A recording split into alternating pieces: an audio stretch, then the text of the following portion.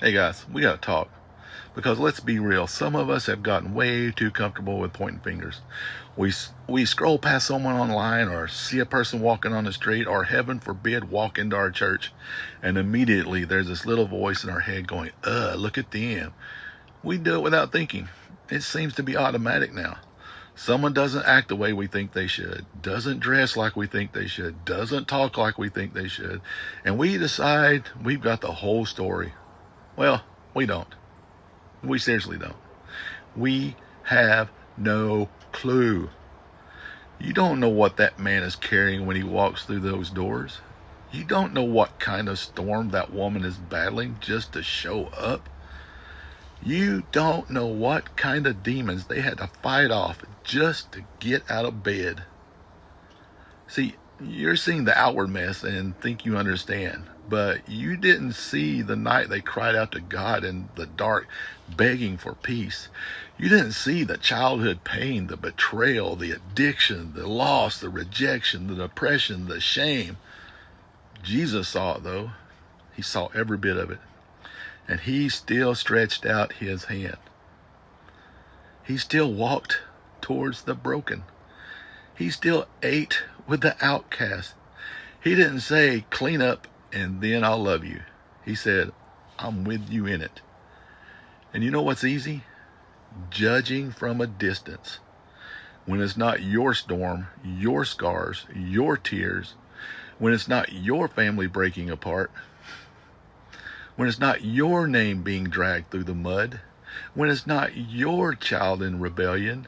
When it's not your secret battle with sin or sickness or shame.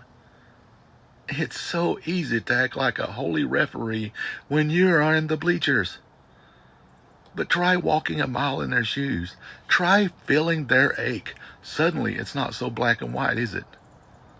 Suddenly, grace feels like a necessity, not a suggestion. Jesus said not to judge, or we will be judged in the same way that we judge. That's not just a warning, it's a heart check.